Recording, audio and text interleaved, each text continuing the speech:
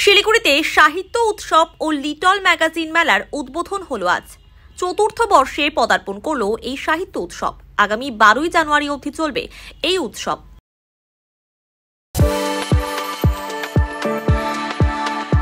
We are the dreamers, the achievers, and the leaders.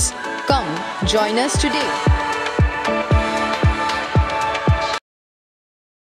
Paschimbanga Bangla academy এবং মহকুমা তথ্য ও সংস্কৃতি দপ্তরের উদ্যোগে শিলিগুড়ি কলেজ ময়দানে সাহিত্য উৎসব ও লিটল ম্যাগাজিন মেলার আয়োজন করা হয়েছে।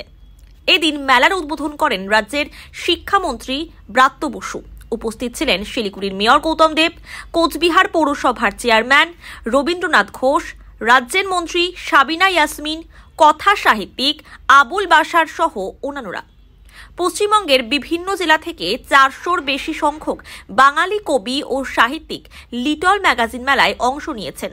এদিন শিক্ষামন্ত্রী ব্রাত্য বসু জানান, আজকে কেন্দ্র রিপোর্ট দিয়েছে যে স্কুল ছুট নেই, ড্রপ আউট নেই।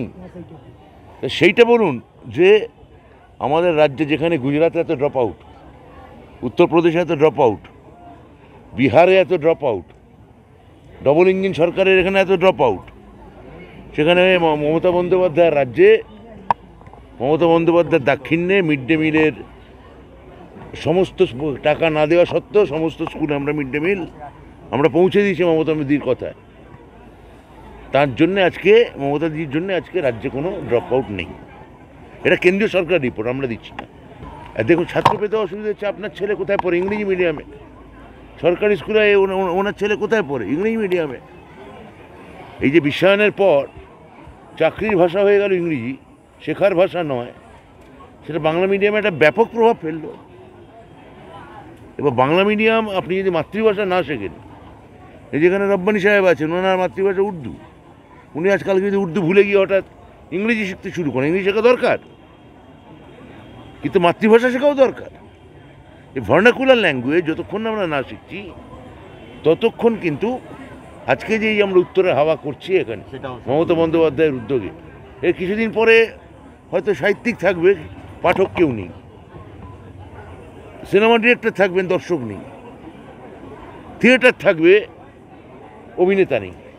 সেটা আমরা ওই জন্য স্কুলগুলোকে রিপোর্ট নিচ্ছি, পিটিআর করাচ্ছি, মার্চ করাচ্ছি।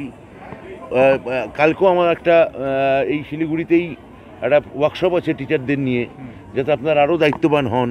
আপনারা দায়িত্ববান, আমি মানছি, আপনাদের আরও দায়িত্ববান ছাত্রদের ভালোবাসতে হবে, স্টুডেন্টদের প্রতি কেয়ারফুল হতে হবে। এইটা আমাদের খুব প্রাথমিক লক্ষ্য। দেখুন, এটা ভিসি যিনি আছেন বা ছিলেন, তিনি দেখুন রিকুইজিশনই পাঠাননি। রাজ্যপালের ভিসি, মনোনীত ভিসি, বিকাশ ভবনকে যদি পুরোটা বাইপাস করে চালাতে চান তাহলে এই বিপর্যয় হতে পারে। মুখ থুবড়ে পড়ার যেটা হতে পারে সেভাবে মুখ থুবড়ে পড়েছেন, কী করবো? এটা আমি আবার তো বলছি, এটা আমি কিছুদিনের মধ্যে মুখ্যমন্ত্রী জানাবেন, তার সঙ্গে কথা বলে আমি বলে দেবো। একটি দুটি জায়গায় হয়েছে, দক্ষিণ দিনাজপুরে হয়েছে, আশা করছি খুব দ্রুতই করবেন। এটা কোর্টের আদেশে বন্ধ, কোর্টের কাছে আমরা আপিল করেছি, আশা করছি তাড়াতাড়ি খুলে নিতে পারবো।